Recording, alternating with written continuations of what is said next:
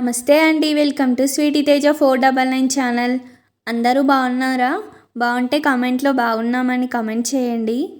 నా చిన్ననాడు అదొక పీడకల అని అంబేద్కర్ ఒక ఉత్తరంలో రాసినవి చూస్తే కన్నీరాగవు.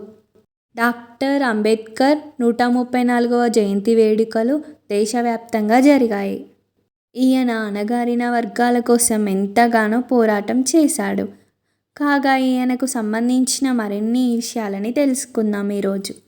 ఈయన మధ్యప్రదేశ్లోని మేవ్లో 1891లో ఏప్రిల్ 14న జన్మించారు. అతను వారి తల్లిదండ్రులకు 14వ చివరి సంతానం. అతని తండ్రి సుబేదార్ రామ్జీ మాలోజీ సక్పాల్.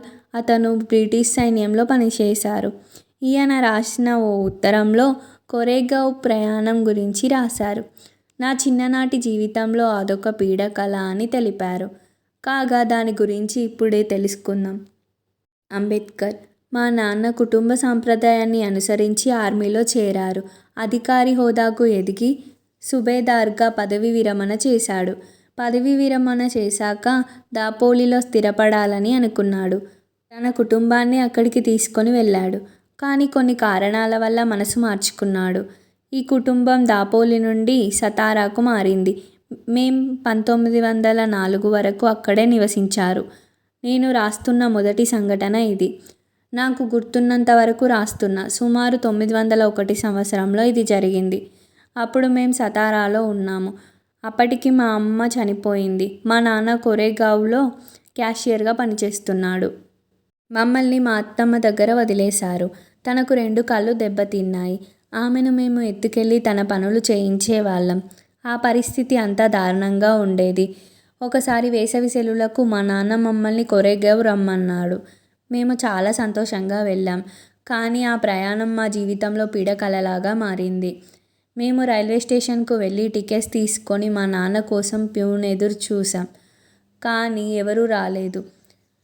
అలా ఒకరోజు మొత్తం రైల్వే స్టేషన్లోనే గడిపాము. తర్వాత ఎడ్లబండిలో మా ప్రయాణం సాగించాము. చాలా ఆకలిగా ఉంది. తినడానికి కూడా ఏం లేదు. ఎవరైనా ఏదైనా అడుగుదామంటే అంటరాని వాళ్ళు అని ఒక చిన్న చూపు.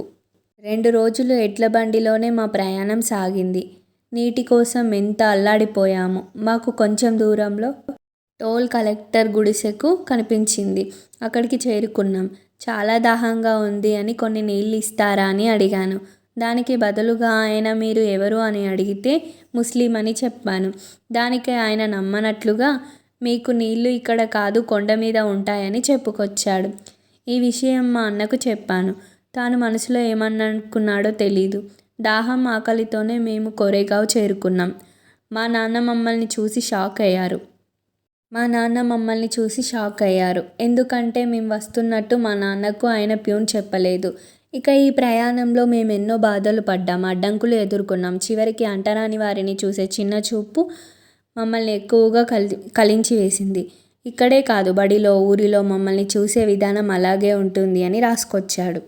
ఇలాంటి మరిన్ని ఇంట్రెస్టింగ్ విషయాల కోసం ప్లీజ్ మా ఛానల్ని సబ్స్క్రైబ్ చేసుకోండి. చూస్తున్నారు కానీ సబ్స్క్రైబ్ చేసుకోవట్లేదు.